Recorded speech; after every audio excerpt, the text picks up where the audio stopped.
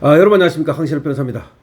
주호영 의원이 국민의힘 대구시당 선대위 전격 합류했습니다. 보수 결집해서 김부겸을 맡겠다는 겁니다.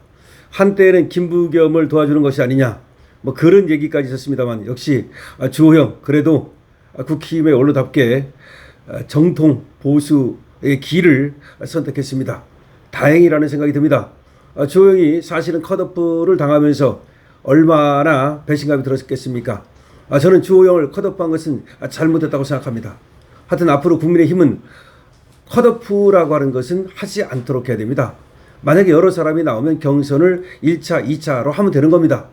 그래서 주호영이 특히 뭐 잘못한 것이 없음에도 불구하고 컷오프를 시켰을 때 배신감이 들었을 겁니다. 그럼에도 불구하고 그 모든 것을 내려놓고 추경호 대구시장 당선을 위해서 선대위에 합류했다는 거, 이거 대단한 겁니다. 간단치 않습니다. 컷오프를 당하고 나면 그 배신감 때문에 치를 떨 수 있습니다. 그럼에도 불구하고 모든 것을 내려놓고 이제 추경호를 도와주기 위해서 선대위에 합류했다는 거, 이거 높이 사야 됩니다. 관련 소식 빠르게 전하겠습니다. 주호영 국회 부의장이 8일 기자회견을 열고 국민의힘 대구시당 총괄 선대위원장직을 맡겠다고 공식 선언했습니다. 경선 과정에서 강하게 맞붙었던 주 부의장이 직접 선대위 전면에 나서면서 흔들리던 대구 보수 진영이 본격적으로 결집하는 분위기입니다. 주호영 부의장은 이번 대구시장 경선은 문제가 많았다면서 공천 과정을 강하게 비판했습니다. 공관위가 대구 시민들에게 인기 있던 두 후보를 당치 않은 이유로 배제했고 이를 바로잡아야 할 지도부도 방치했다라고 주장했습니다. 맞는 말이죠. 그러니까 이정현이가 공관위가 대구 시민에게 인기 있던 1, 2위를 다투던 두 후보를 배제한 건 맞죠. 그리고 지도부도 사실은 이 문제를 방치한 것도 맞습니다. 이렇게 문제를 짚었습니다. 잘못된 컷오프를 바로 잡으려는 노력이 없었다. 수월하게 이길 수 있었던 선거를 어렵게 만들었음에도 진심 어린 사과도 재발 방지 약속도 없었다고 지적했습니다. 그러면서도 다만 당대표와 추 후보가 공천 과정에 대해 사과하고 선거 지원을 요청했다. 대구와 당의 미래를 생각해 큰 마음으로 선대위에 참여하기로 했다라고 밝혔습니다. 자, 당대표와 추 후보가 공천 과정에 있었던 그 불미스러운 점에 대해서 사과를 하고 선거 지원을 요청했기 때문에 대구를 위해서, 당의 미래를 위해서 큰 마음으로 선대위에 참여하기로 했다는 겁니다. 좋습니다. 이런 거 높이 평가할 수밖에 없습니다. 주호영 부회장은 선대위 합류 배경으로 최근 선거 판세의 변화를 언급했습니다. 보수의 심장이라 불리는 대구가 지금 전례 없이 팽팽한 승부를 치르고 있다면서 최근 여론조사에서 추 후보와 김부겸 후보가 오차 범위 내 접전을 계속하고 있다고 진단했습니다. 이어서 보수가 다시 결집하기 시작했다는 희망의 신호가 감지되고 있다면서 지금이야말로 보수의 모든 역량을 한데 모을 때라고 강조했습니다. 이번 합류 선언에 대해 정치권에서는 최근 보수층의 위기감이 결집으로 움직이고 있다, 이렇게 얘기가 나오고 있고요. 주 부의장은 한 방송 인터뷰에서 우리 후보가 김부겸 후보를 막을 수 있다는 확신이 들면 움직이겠다고 했는데 당내외에서는 대구 판세가 초접전으로 흘러가면서 주 부의장이 더 이상 관망할 수 없다고 판단한 것으로 분석된다는 얘기를 하고 있습니다. 그러니까 주 부의장도 이 상태로는 승리를 장담할 수 없다, 지금 도와줘야 된다, 지금이 중요하다라는 판단하에 역시 국회 부의장까지 한 경륜으로 지금 판세를 읽고 이제 본격적으로 도움을 주기 시작했다. 그리고 또 가능성이 있다고 판단했다는 걸로 볼 수 있습니다. 만약에 아예 가능성이 없다면 주 부의장이 사실 안 나타날 수도 있습니다. 그러나 여기서 접전을 계속하고 있는데 우리가 조금만 힘을 내면 이길 수 있다는 판단을 했다고 봐야 됩니다.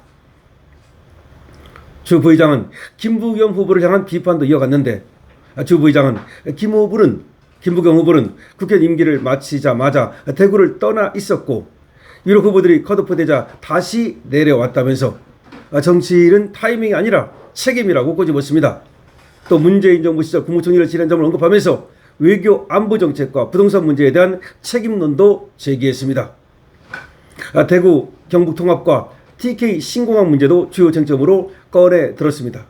주 부의장은 광주 군공항 이전과 부산 가덕도 신공항은 사실상 전액 국비로 추진되는데 왜 대구만 빛을 내서 공항을 지어야 하느냐?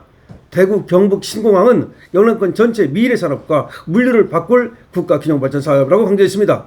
왜 부산과 광주에 비해서 대구를 차별하느냐?